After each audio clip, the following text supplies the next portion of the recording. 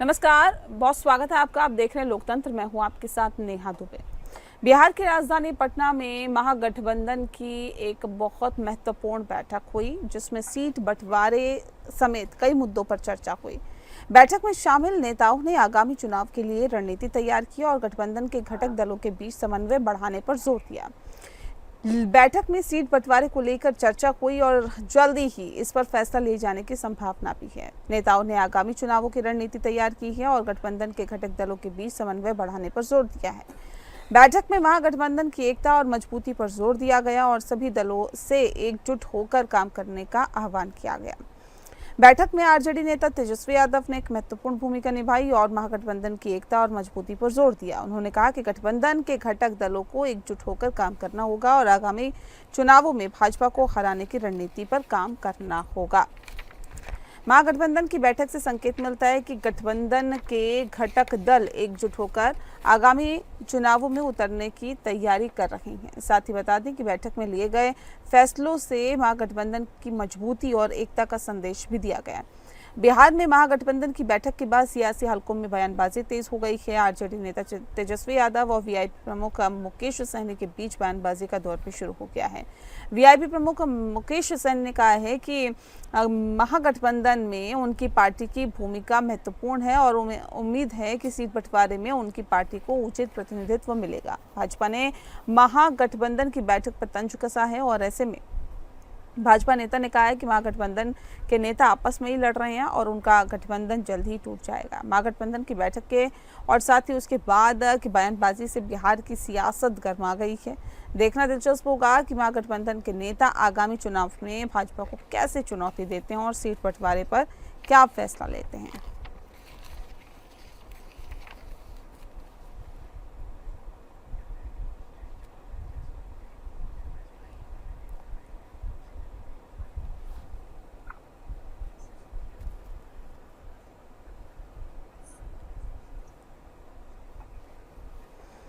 तो बिहार की राजधानी पटना में महागठबंधन की एक महत्वपूर्ण बैठक हुई और बैठक में दरअसल बताया ये जा रहा है कि तमाम मुद्दों पर चर्चा हुई और सीट बंटवारा उसमें एक अहम विषय था। बैठक में शामिल नेताओं ने आगामी चुनावों के लिए रणनीति तैयार की और गठबंधन के घटक दलों के बीच में समन्वय बढ़ाने पर जोर भी दिया गया।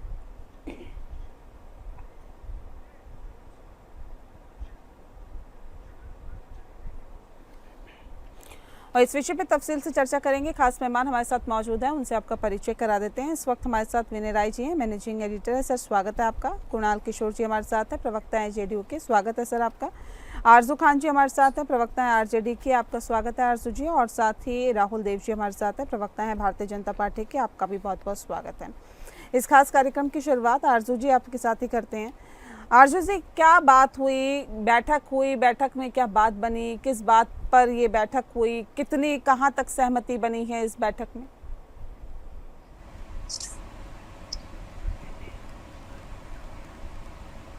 चलिए, लगता है आवाज वहां तक नहीं पहुंच पा रही।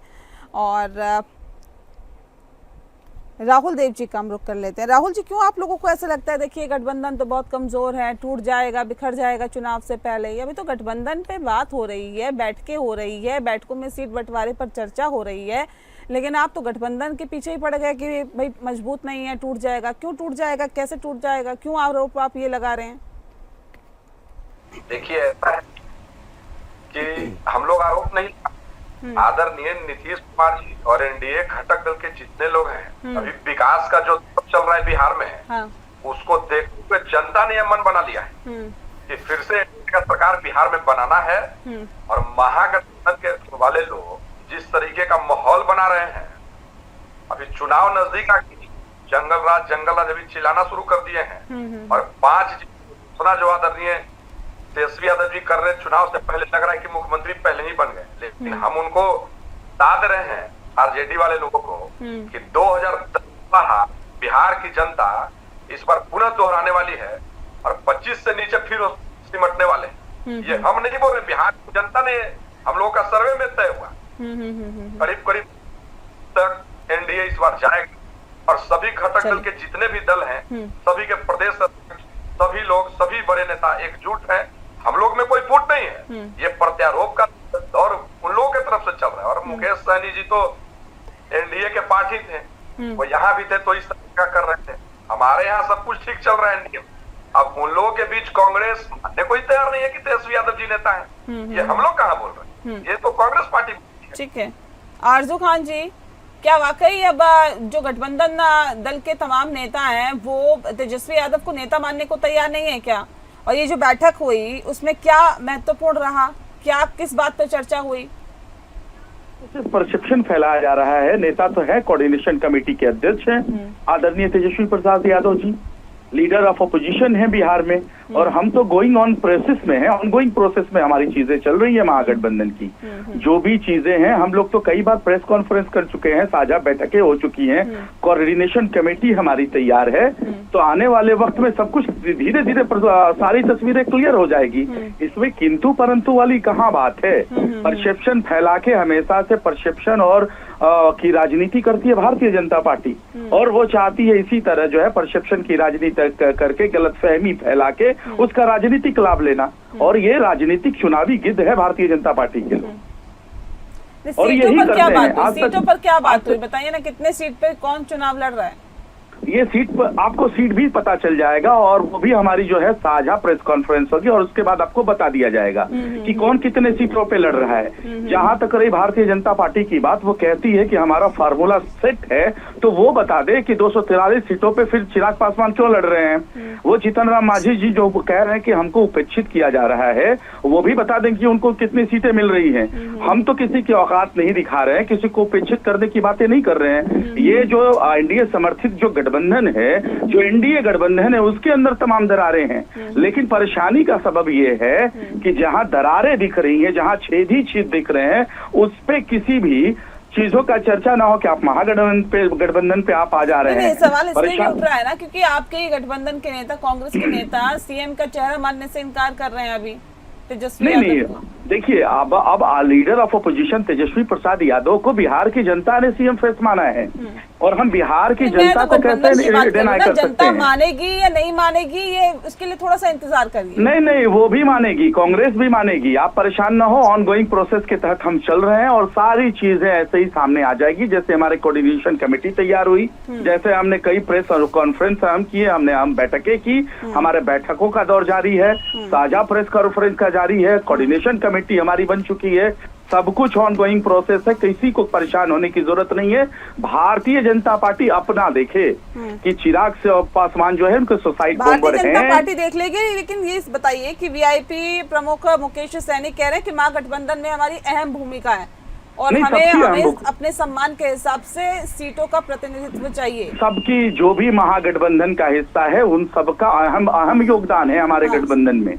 लेकिन ये सीट का जो फार्मूला है, हम कह रहे हैं वो हम बैठ के तय कर लेंगे, और उनका लोकतांत्रिक ये मतलब लोकतांत्रिक उनका तरीका है मांगने का अपना कि हमको मिलना चाहिए। सब कहता है कि हमको मिलना चाहिए, लेकिन संतोषजनक सबको सीटें मिलेगी, और सब कुछ हमारा जो है महागठबंधन बैठ के उसको तैयार कर लेगा। ठीक है। कुणाल जी, देखिए सवाल तो यही है ना कि जिनके घर खुद शीशे के होते हैं वो दूसरों के घरों पर पत्थर नहीं फेंका करते। भारतीय जनता पार्टी एनडीए के गठबंधन में क्या हो रहा है? महागठबंधन कह रहा है कि हम तो अपना संभाल लेंगे, आप लोगों का क्या? देखिए, सबसे पहले सही तो नमस्कार। देखिए, है क्या कि महागठबंधन नहीं, ये महागठबंधन आपस में लड़ रहा है। सबको 70 सीट चाहिए, तो या तो 2 ही उपाय है, या तो 70 सीट पे आ जाए, आप क्यों परेशान और नहीं तो सीटों की संख्या 245 से बढ़ा के 500 कर दिया जाए, तो माले को भी 70 मिल जाएगा, वीआईपी को भी 70 मिल जाएगा, बाकी सबको 70 मिल जाएगा, कांग्रेस को भी 70 मिल जाएगा। समस्या ये नहीं है, समस्या ये हो रही है कि तेजस्वी यादव जी को ये लोग लीडर मानने के लिए तैयार नहीं है, और यही मान मनोबल के लिए बार बार मीटिंग की जा रही है।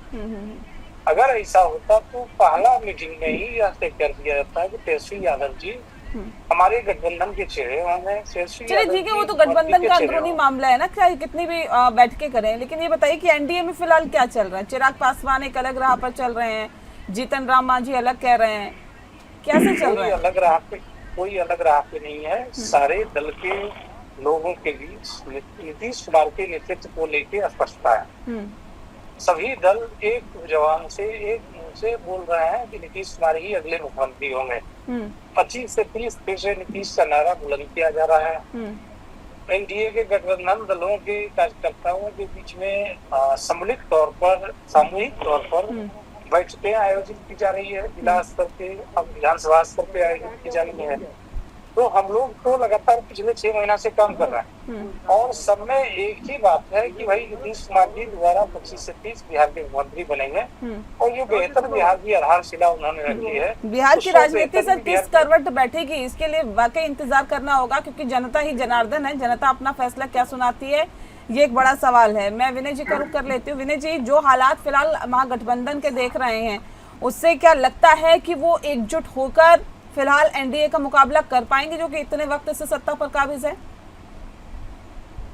देखिए, गठबंधन का मुकाबला करने के लिए ही आपस में एक साठगांठ होती है और बिहार में इतनी लड़ाई इतनी आसान समझी जाती है। तो वहाँ पे पिछले चुनाव को भी देखिए भाई, मामूली से परसेंटेज की दर होने से ही सरकारें बनती हुई बिगड़ती है। और यही कारण है कि जब आरजेडी और जेडीयू का गठबंधन था तो वो सरकार बनाने में कामयाब हुए।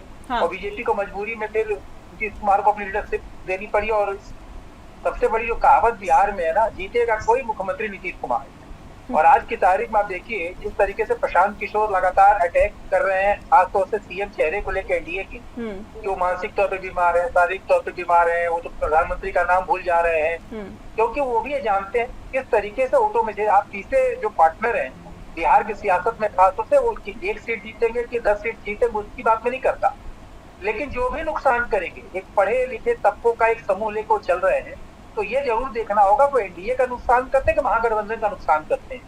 और विधानसभा का चुनाव कोई लाखों के अंतर से नहीं होने वाला।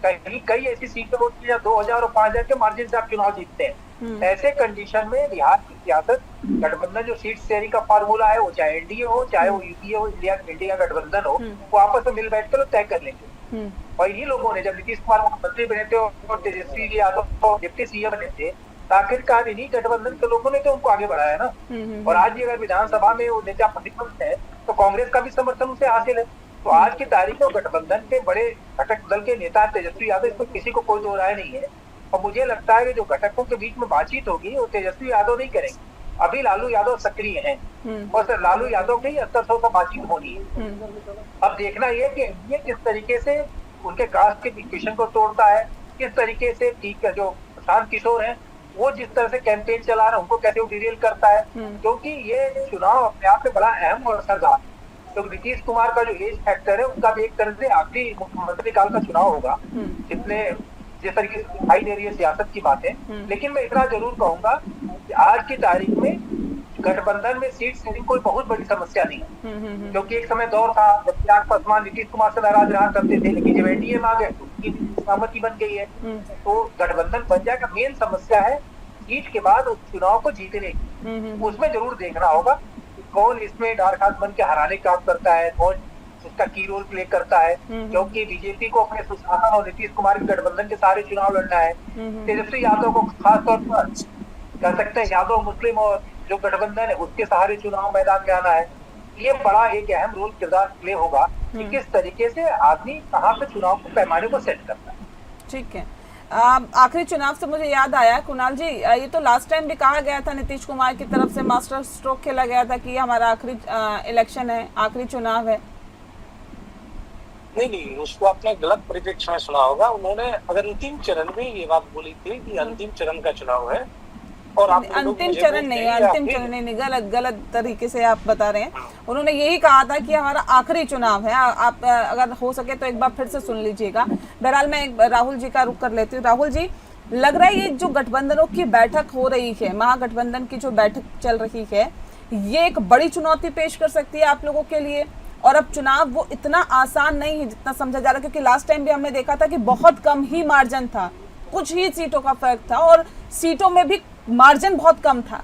तो इस बार लग रहा है कि मुकाबला बहुत टफ है। नहीं, देखिए एनडीए हम लोग बूथ लेवल से लेकर काम कर रहे हैं। हम लोग चुनाव के लिए रेडी, जैसे चुनाव का घोषणा हुआ हम लोग एकदम रेडी बैठे हुए हैं। एनडीए के हर दल के घटक, जितने भी घटक दल, पांचों दल के लोग हैं, कंबाइंड बैठक चल रहा है और सभी लोग बूथ लेवल से हम लोग काम कर रहे हैं। ये सोचना है उन लोग, हम लोग भारतीय जनता पार्टी, हम लोग 52 जिला का हम लोग जिला अध्यक्ष बनाए हुए हैं, तो हम लोग बूथ लेवल से काम कर रहे हैं और एनडीए के जितने भी घटक दल के पार्ट के लोग हैं वो लोग भी बड़ा सक्रियता दिखा रहे हैं, हर जगह साथ में बैठक की जा रही है। तो हम लोग तैयार हैं, बस चुनावी बिगुल फूकने की देर है। हम लोग किसी तरह की घबराहट नहीं है। और चिराग पासवान जी और जीतनराम मांझी जी की जहां तक बात है, तो चिराग पासवान जी ने तो कहा कि 243 सीट पे हम चिराग पासवान बन के लड़ेंगे चुनाव, आदरणीय नीतीश कुमार के नेतृत्व में लड़ेंगे, इसमें कहा कोई सवाल है। हमारे यहाँ किसी भी तरह की कोई नाराजगी नहीं है। ये चिंता का विषय कांग्रेस समझे। वो अभी डिप्टी सीएम का भी नाम घोषणा कर दिया, मुकेश सहनी के कार्यकर्ता लोग तो बोले कि हमें डिप्टी सीएम चाहिए।